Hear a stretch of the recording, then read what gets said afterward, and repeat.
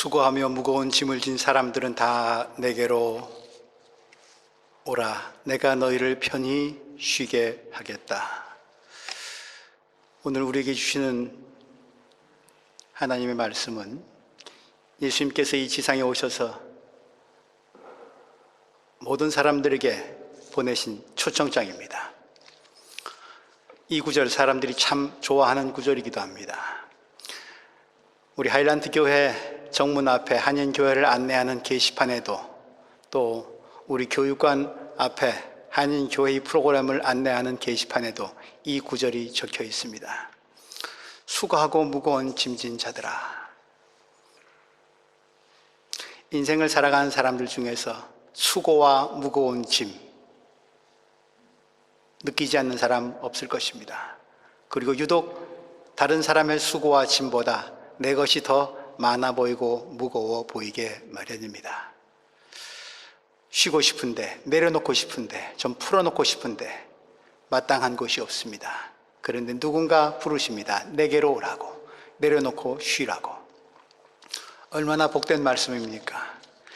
그런데 이 말씀을 여기까지만 듣고 예수께 가면 이제 고생 끝, 행복 시작, 만사 형통, 이렇게만 생각하신다면 낭패복의 일수입니다. 예수님 알고 하나님 사랑 내가 감격스럽게 받았다고 해서 세상의 슬픔과 고통, 내 무거운 짐, 인생에 닥쳐오는 어려운 일들 다 사라져버린 것 아닙니다. 괜한 공연한 기대감 부풀렸다가 오히려 믿는 도끼에 발등 찍힌 식으로 낭패복이 일수입니다. 왜냐하면 그리스도인들에게는 고난이 더 따라오는 것 같기 때문입니다.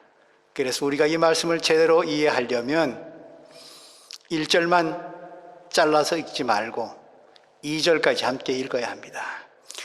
내 멍에를 메고 나에게서 배워라. 수고하고 무거운 짐진 자들아 다 내게로 오너라. 내가 너희를 편히 쉬게 하겠다. 어디서 편한 쉼이 오냐? 내 멍에를 메고 배우는 데서 쉼이, 참 쉼이, 평안이 온다는 말씀으로 들려옵니다. 내 멍에는 편하고 내 짐은 가볍다. 그러면서 주님이 지워주시는 멍에 짐이 그렇게 버겁지 않을 것임을 또 예고해 주고 계십니다. 그분은 목수이셨습니다. 나무로 뭘 잘 만드셨습니다. 그러니 소가 일할 때 씌우는 멍에 그것이 편하면 일의 효율성이 참 증대되는데 주님이 멍에를 만들어 주신답니다. 목수 예수께서 만들어 주시는 멍에 다른 목수들이 만드는 것보다는 훨씬 편하고 더 많은 일을 할 수 있도록 보람과 행복을 가져올 수 있도록 하는 그런 쟁기질을, 그런 인생의 밭갈이를 할 수 있다는 말씀으로 들려옵니다. 그러면 다른 목수들, 세상에서 나에게 지어주는 멍에는 어떤 것이길래 주님은 내 멍에가 매기 편하고 가볍다고 하실까요? 단순히 쉬지만 말고 그냥 다 내려놓고 아무것도 안 하고 넋놓고 있는 것이 아니라 계속해서 일하되 편하게 가볍게 즐거움으로 일할 수 있는 멍에, 주님의 멍에일진데 그렇지 않은 멍에는 어떤 것인가 먼저 한번 생각해 볼 필요가 있을 것 같습니다. 세상이 지어주는 멍에가 어떤 것인지, 예수님 표 말고 세상 표 멍에가 어떤 것인지 오늘 말씀 뒤에 12장에 그 이야기가 기록되어 있습니다. 여러분들 주보 받으신 순서지 오른쪽 면에 12장 말씀이 요약해서 실려 있는데, 안식일에 예수님의 제자들이 배가 고파서 밀 이삭을 까불어 먹습니다. 율법 학자들이 제재를 하고 손가락질합니다. 안식일에 해서는 안 될 일을 했다는 것이죠. 정죄하고 있습니다. 그 말씀에 예수님께서 대답하십니다. 나는 자비를 원하고 제사를 원치 않는다. 너희가 죄 없는 사람 정죄해서는 안 된다. 인자는 안식일의 주인이다.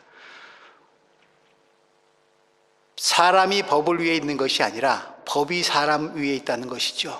문자가 사람을 죽이는 그런 세태를 고발하십니다. 문자의 멍에, 율법의 멍에, 예수님 그거 질 필요 없다, 벗겨줄게, 벗어라 말씀하십니다. 손이 오그라든 사람을 또 고치십니다. 그런데 그것도 안식일이었습니다. 안식일에는 이 일을 해서는 안 됩니다. 머리에 파리가 앉아도 파리가 지절로 날아가게 놔둬야지, 그거 파리 날아가라고 손 휘둘렀다간 그것도 일이라고 합니다. 율법의 규정입니다. 10가지 계명 주셨는데 그것도 모자라서 613개로 늘려는 인간의 조직사회, 체제, 제도, 종교법, 그 아래서 신음하는 사람들, 손이 오그라들었는데 안식일날 주님이 병을 고쳐 주시려 하니까 그런 일 해서는 안 돼요. 왜냐하면 안식일이니까. 주님이 말씀하십니다. 안식일에 좋은 일 하는 것은 괜찮다. 그런 다음 손이 오그라든 사람에게 말씀하십니다. 네 손을 내밀어라. 그가 손을 내미니 다른 손과 같이 성하게 되었다.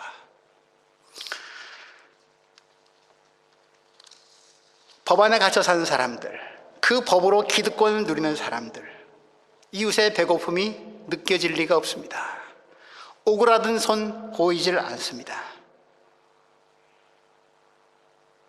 예수님 당시 배고픔과 삶의 무게에 짓눌려서 손이 다 오그라들 대로 오그러진, 삶이 위축되어서 어깨 한번 펴지 못하고 사는 사람들, 너무도 배가 고파서 안식일에 남의 눈치 보면서 밀이나 까부르는 사람들, 이것이 그들에게 지어져 있었던 종교적, 사회적 멍해였고 차별이었습니다.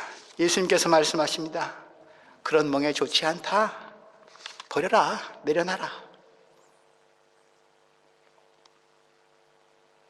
이 말 속에는 예수님이 당시 종교 지도자들뿐 아니라 정치 지도자들에게도 하시는 일침이 배어있다 생각합니다. 지도자 여러분들, 스스로 주인이라고 행세하면서 다른 사람 억압하지 마십시오. 지배하려 들지 마십시오. 정복하려 들지 마십시오. 만일 여러분들 그런 짐 때문에 힘들어 하신다면 그런 짐 지지 마십시오. 하나님이 여러분을 자유인으로 만드셨습니다. 여러분 중에 누구도 누구의 노예가 되서는 안 됩니다. 벗어버리십시오. 그 누구도 여러분의 어깨를 짓누를 수 있는 권리는 없습니다. 그 누구도 여러분의 주인이 되어서는 안 됩니다. 하나님을 섬기십시오. 짐을 내려놓으라고, 멍에를 벗으라 말씀하십니다.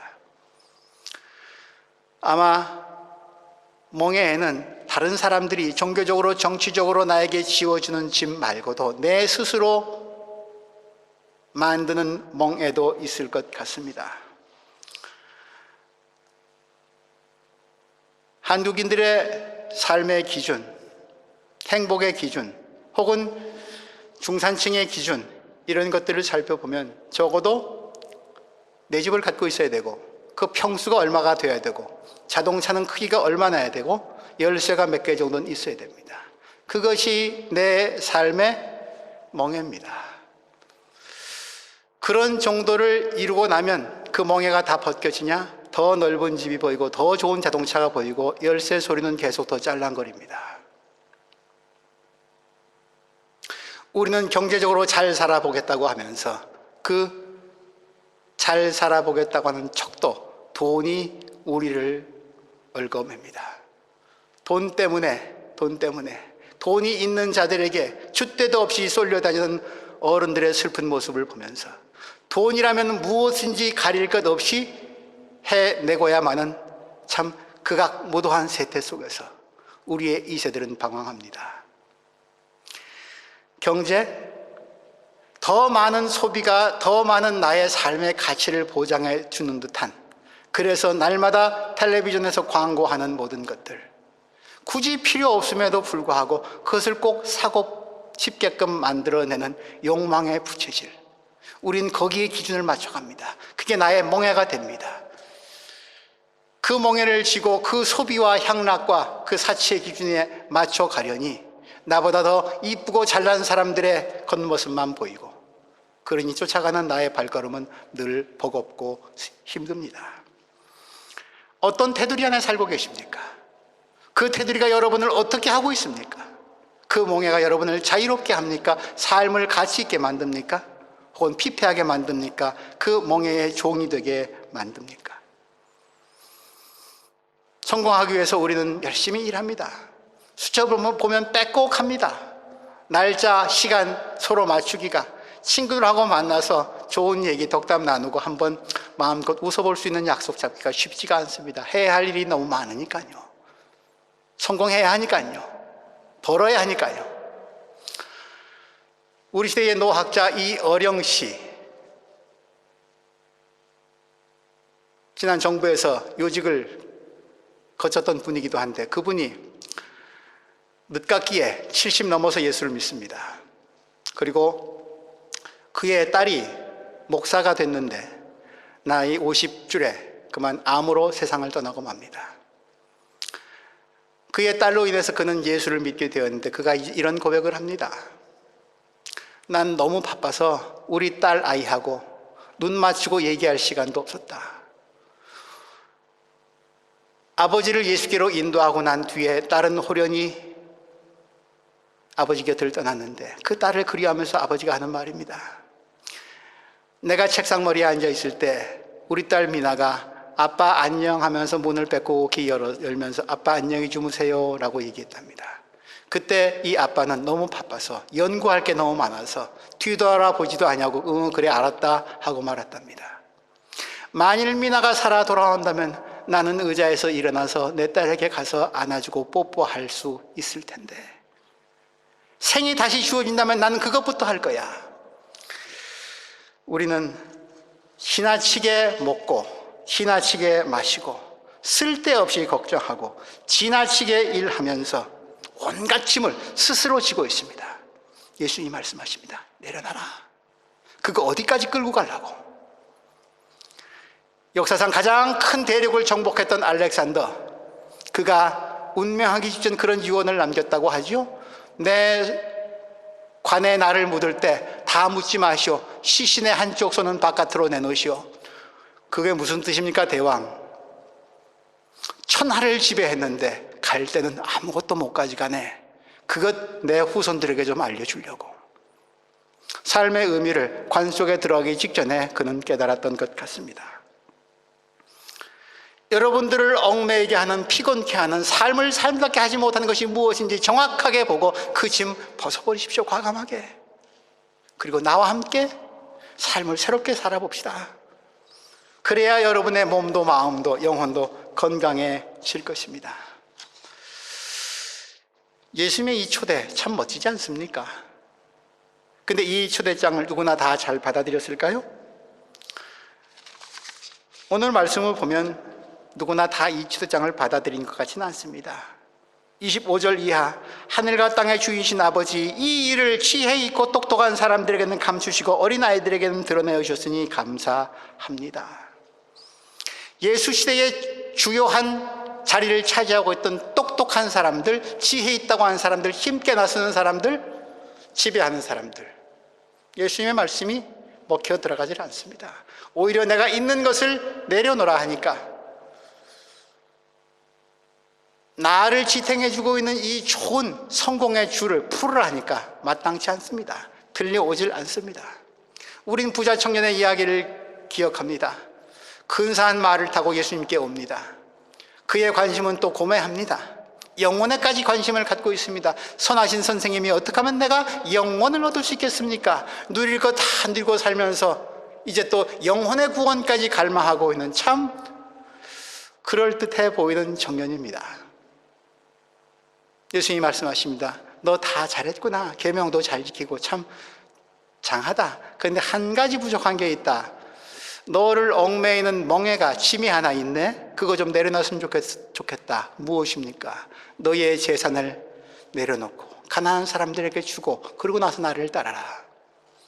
영생을 얻을 수 있다고, 그것 내려놓으면 영원한 생명을 얻을 수 있다고 주님이 여러분들에게 말씀하신다면, 여러분들 여태까지 쥐고 있던 것 내려놓으시겠습니까? 아니면은 줄다리기 하다가 저울로 재보다가 이게 낫지 하면서 돌아가시겠습니까? 그날 부자 청년은 고민하다가 쓸쓸히 돌아서 갔습니다. 재산을 내려놓을 수 없었기 때문입니다. 주님은 말씀하십니다. 지혜 있고 똑똑한 사람들, 힘께 나서는 사람들을 가지고 있다는 사람들, 그들은 현재에 닫혀 있기 때문에, 그래서 혹시 미래에 폭동이나 혁명이나 나의 지위를 괴롭힐 무엇이 올까 두려워서 그것을 막기에 급급한 사람들, 새 소식이 들어갈 리가 없습니다. 그러니 지혜 있고 똑똑한 사람들에게는 감추시고, 감추셨다기보다는 그들이 안 보고 못 듣고 안 들으려 하는 거죠. 철부지 어린아이들 같은 사람들에게는 드러내 주셨습니다. 어린아이, 부모, 어린아이, 이런 거 생각하시면 되겠죠. 어린아이가, 우리 아이가 아버지를 따라오는데, 엄마를 따라오는데 우리 아버지가 나의 진짜 아버지인가 따져봅니까? DNA 감별해서 아버지 따릅니까? 엄마가 나한테 얼만큼 잘해줬는가 장부 뒤척이면서 엄마 따릅니까? 그냥 따르죠. 신뢰하죠. 그 안에 사랑이 오고 가기 때문입니다. 그 힘은 아무것도 기록된 바 증명된 바 없으나 삶으로 느껴지는 체감지수입니다. 어린아이들은 그것을 예민하게 받아들입니다. 그래서 사랑 많이 받아본 사람이 또 사랑 많이 할 수 있을런지도 모르겠습니다. 철부지 어린아이들, 신뢰하고 믿고 따르는 사랑, 우리가 하나님 아버지를 아는 것도 그런 거죠. 오늘 찬양팀이 찬양했습니다. 주님은 나를 지키시는 자. 눈을 들어 산을 보고 어디를 봐도 여호와께서 나를 돌보시는 것만큼 돌보는 것, 그런 힘이 오는 것 아무 데도 없다고.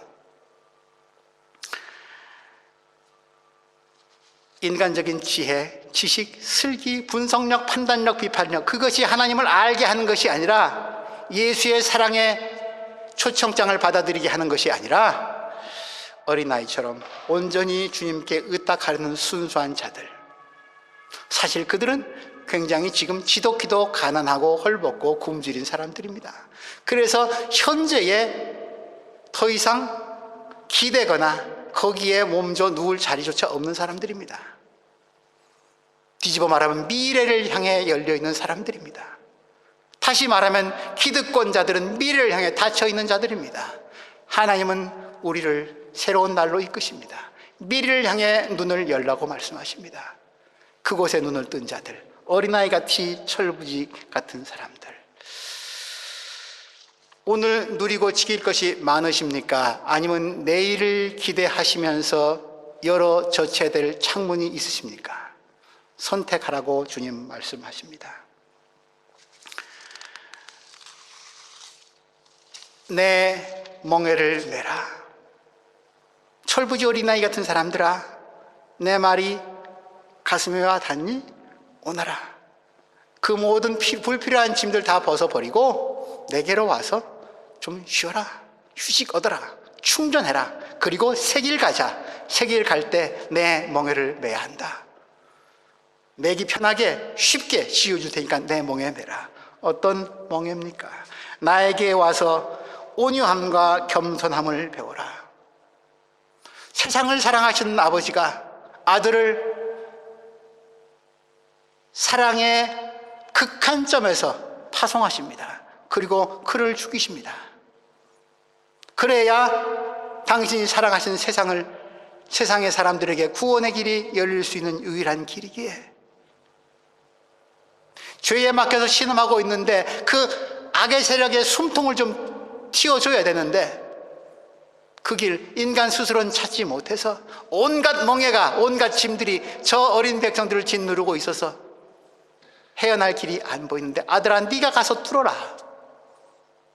아들은 힘들었지만 복종합니다. 순종합니다. 예수님의 온유와 겸손입니다. 지극히 낮고 천한 어린아이들 같은 그들을 향한 온유이고 하나님의 말씀에 순종하는 겸손입니다. 하나님의 사랑이 지상의 예수에게 옮겨서 하늘 사랑이 땅의 사랑으로 탈바꿈한 것이죠. 말하자면 주님은 지금 나에게 와서 사랑을 배워라.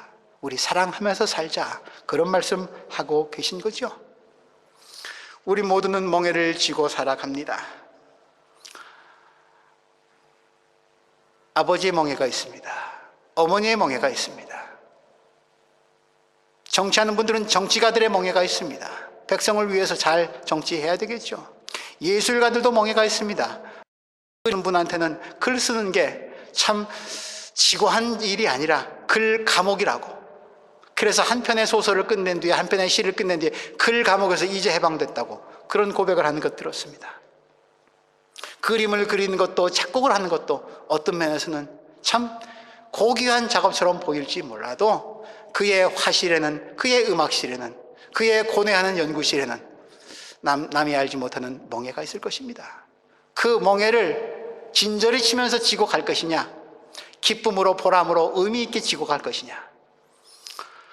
먼 길 여행을 가더라도 옆에 비기 싫은 사람, 마음에 안 맞는 사람이 있으면 1시간이 10시간 같습니다. 그런데 사랑하는 사람과 가면 10시간을 타고 가도 시간이 이렇게 금방 가는 줄 모르겠습니다. 인생길. 여러분들을 사랑하는 사람과 동행하면 훨씬 도움되지 않겠습니까? 주님이 멍에를 매란 얘기는 내가 너를 진정 사랑한다. 사랑의 동반자가 되고 싶다. 네가 지고 있는 멍에가 어떤 것이든 내가 그것을 고역이 아니라 삶의 의미가 있는 빛나는 것으로 바꿔줄게. 예수를 통해서, 노동을 통해서, 정치를 통해서, 가정일을 통해서, 교회를 통해서 그저 아르바이트가 아니라 헉헉대는 돈 벌기 위한 수단이 아니라 삶을 의미 있게 하는 것으로 바꿔줄게. 사랑하는 일 말이야. 그렇게 말씀하시면서 우리를 초대하십니다. 그리고 그 길 가기 위해서 거쳐야 될 길목이 어떤 것인지 주는 몸소 보여주셨습니다. 십자가 사랑이죠. 고난과 죽음이죠. 그 길을 가려다 보면 세상의 악령들이 장난질이 하도 심해서 가만 놔두질 않는다는 겁니다. 그렇게 멍에 벗으려는 자에게 고난이 닥쳐올 것이라고, 죽음의 위협도 닥쳐올 것이라고. 그러나 얘들아, 기운내자. 사랑은 죽음도 이긴다. 생명이 죽음에 삼키우는 것이 아니라 생명이 죽음을 이긴다. 죽음을 오히려 삼킨다. 이 시간 꼭 한 분 소개해드리고 싶은 분이 있는데 시간 관계상 그분의 이력을 다 말씀드리기는 어렵습니다. 아베 삐에르라는 신부입니다. 프랑스 신부님이십니다. 한 14년쯤 전에 돌아가셨는데 프랑스인들이 20세기에서 가장 존경하는 인물로 꼽았습니다. 그분은 가난한 사람들을 위해서 사신 분입니다. 특별히 에마우스 공동체라고 하는 공동체를 설립하고 집 없는 자들을 위한 그런 운동을 일으키신 분입니다. 프랑스 국회의원까지 지냈고요. 도움을 청하는 사람, 신분 따지지 않고 누구에게든지 문을 열어줬던 분입니다. 인간은 존엄하다. 그게 그분의 신념이었습니다. 그가 이렇게 말합니다. 세상에는 두 갈래 길이 있다. 하나는 강한 자들로 향하는 길이며 그건 욕망이고 전쟁이다. 다른 하나는 약한 자들로 향하는 길이며 그건 바로 평화다. 강해지려고 하면 전쟁이 난답니다. 죽음의 사건이 벌어진답니다. 약한 자들과 함께하면 평화가 온답니다. 기쁨이 있답니다. 오늘 우리 세태가 그것 아닙니까? 강해지려고 더 강해지려고, 그래서 짓누르려고, 지배하려고 하다 보니까 내식의 평화를 이루고 싶어서 벌어지는 짓거리들이 전쟁 아닙니까? 사실 그래서 그것은 욕망이란 말로는, 다른 말로는 표현할 수 없는 그런 참극이 벌어지고 있는 것 아닙니까? 삐에르 신부와 함께 일을 했던 레지스탕스 동료가 국회의원이 된 다음에 찾아옵니다. 삐에르 신부를. 무허가 집을 짓고 있어요. 거기엔 집을 짓지 않는데 거기에 집을 짓고 있어요. 삐에르 신부한테 말합니다. 여보게, 거기다 좀 집 짓는 거는 법에 걸리는데 당장 좀 철거 좀 했으면 좋겠네. 자네가 그럼 내가 좀 곤란하잖아. 삐에르 신부가 대답합니다. 여보게, 그건 나도 안 해. 그러니 친구, 당신이 좀 법률을 좀 바꿔줄 수 없겠나? 국회의원들이 해야 할 몫이 무엇인지, 집 없는 사람에게 집을 지어주지 못하도록 막는 법이 아니라 안식일이 사람을 위해 있을 수 있도록, 사람이 안식을 위해서 있는 것이 아니니까 가난한 이웃들에게 집을 지어줄 수 있는 기회를 박탈해가는 법이라면 당신 그 자리에 앉았으면 바꿔야지. 그 일 하라고 하나님이 당신 거기 보냈잖아. 우리 조국의 4.13 총선에 당선된 국회의원들이 피에리 신배의 정신을 이어받기를 소망해 봅니다. 피에리 신부는 희망과 소망을 혼돈하지 말자고 이렇게 얘기합니다. 희망과 소망을 혼돈하지 말자. 우리는 수천 가지 소망을 가질 수 있지만 희망은 단 하나뿐이다. 우리는 누군가가 제 시간에 오기를 바라고 시험에 합격하기를 바라며 르완다의 평화가 찾아오기를 소망한다. 이것은 개개인의 소망들이다. 희망은 전혀 다른 거다. 그것은 삶의 의미와 밀접하게 연관되어 있다. 만약 삶이 아무런 목적지도 없고 그저 곧 썩어질 육신을 땅속으로 인도할 뿐이라면 살아서 무엇하겠는가? 희망이란 삶의 의미가 있다고 믿는 것이다. 9988-234라는 말 아시죠? 99세까지 잘 건강하게 살다가 한 2, 3일 조금 좀 시름시름 하다가 죽는 것. 누가 인생의 주인입니까? 99세까지 살 수 있다고 누가 보장해 줍니까? 내가 건강하지 않으면 나는 불행합니까? 내가 몹쓸병에 걸리면 세상이 저주스럽습니까? 삶의 의미가 있다고 믿는 것. 병들 때에도, 고난이 닥쳐왔을 때에도, 고통 가운데 있을 때에도 내 삶에는 의미가 있다고, 그렇게 삶을 가치 있게 빛나게 만드는 일, 나를 사랑하는 일에서부터 시작하겠죠. 너는 하나님의 특별한 사랑을 받고 있는 존재야. 그래서 세상 보냄 받았어. 근데 그 사랑받는 존재라고 하는 그 고유한 특권을 다 세상의 제도가 체제가 있는 자들이 다 앗아갔구나. 다 내려놔라. 오너라. 너는 사랑받을 존재다. 사랑할 수 있는 사람이다. 그것이 삶의 의미를 채워줄 수 있는 유일한 길이고, 바로 그럴 때 희망은 우리에게 꺼지지 않는 등불이다. 그래서 이어진 마태복음 12장에서 주님은 그렇게 얘기하십니다. 손 오그라진 사람을 고쳐주시고 제자들의 배고픔을 달래주신 주님, 상한 갈대도 꺾지 아니하시고 꺼져가는 등불도 끄지 않는 그 사람이 바로 구세주라고. 거기에 하나님의 구원이 있다고. 상한 갈대도 꺾지 아니하시고 꺼져가는 등불도 끄지 아니하시는 하나님의 사랑, 그 사랑을 닮은 예수의 삶. 제자들은 그것을 맛보았고 그것을 영이 잊지 못해서 비록 십자가 앞에서 도망쳤지만, 배신했지만 그 사랑에 붙잡혀서 훗날은 예수의 사랑의 전달자로 살았고, 오늘 우리는 그 복음을 전해받고 있습니다. 오늘 우리는 교회 공동체의 지도자를 선출합니다. 수고하고 무거운 짐진 자들아 다 내게로 오라. 내가 너희를 편히 쉬게 하겠다. 우리 교회 공동체가 그 말씀을 하신 예수님이 주인이 되는 공동체가 되기를 바랍니다. 인간의 제도와 차별이 지배하는 곳이 아니라 사랑의 멍에를 서로 지려고 하는 곳, 그래서 누구든지 들어오면 천국 같은 기쁨을 느끼는 곳, 그런 공동체 되기를 바랍니다. 교회 공동체의 지도자는 그러면 그런 사랑의 멍에를, 사랑의 섬김을 누구보다 앞장서서 해야 되는 분 아니겠습니까? 어떤 사람이 자기보다 더 작은 지체부자요, 쩔름발이 소년을 등에 업고 가는 한 아이를 만났습니다. 걔도 작은데 걔보다 더 작은 아이를 등에 업고 가는데 걔가 좀 불구자예요.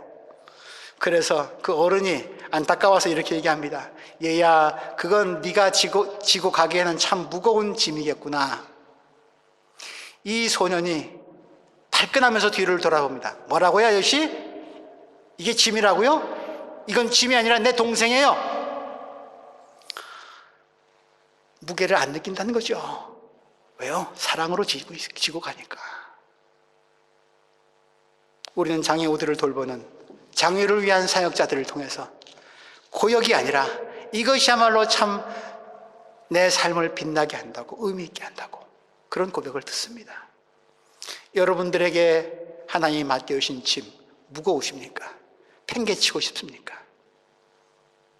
갓난쟁이를 이렇게 안아봤을 때 좀 자라서 무겁다 하면 부모들이 그런 말 하죠. 할머니 할아버지들이 그런 말 하지 말라고. 왜요? 생명은 무게로 다는 게 아니니까요. 무겁다 가볍다 생명체를 그렇게 평가할 수는 없으니까요. 여러분들이 지고 가신 짐은 가볍습니까? 무겁습니까? 지금 뭐라고 하셨어요? 짐이라고요? 이건 짐이 아니라 내 동생이에요. 생명사역을 여러분들에게 맡기셨습니다. 오늘 우리 교회 공동체가 이 생명사역을 잘 감당하면서 주님께 순종하고 우리 공동체 식구들을 잘 보살피고 섬기는 그런 지도자가 하나님의 뜻에 의해서 선택되어지기를 바랍니다. 그리고 우리 또한 그 지도자와 함께 사랑의 공동체를 이루어가는 일, 이곳을 세상의 집 잃고 헤매는 영혼들에게 하나님 나라의 안식처를 제공해 주는 교회 공동체로 변화시켜 나가는 일, 그 일에 우리 모두 앞장서는 주님의 사랑의 멍에를 지고 세상을 이기는 복된 하나님의 백성들 되기를 기원합니다. 하나님, 수고하고 무거운 짐진 자들아 다 내게로 오라. 우리의 수고를, 우리의 짐을 별로 주님 보시기에 쓰잘데기 없는 그런 것들 지고 이고 가느라 끙끙대는 우리 주님 부르십니다. 내가 무엇을 그렇게 무겁게 힘겹게 지고 이고 끌고 가는지 돌아볼 수 있도록 도와주시고, 버리고 내려야 할 것 분별하게 하여 주옵소서. 그 지혜 주시고, 하나님, 내가 감당해야 할 목 의미 있게 바르게 그 길에 십자가가 있을지라도 주님과 함께 사랑으로 감당해내는 복된 주의 일꾼 되게 하여 주옵소서. 예수님 이름으로 기도합니다.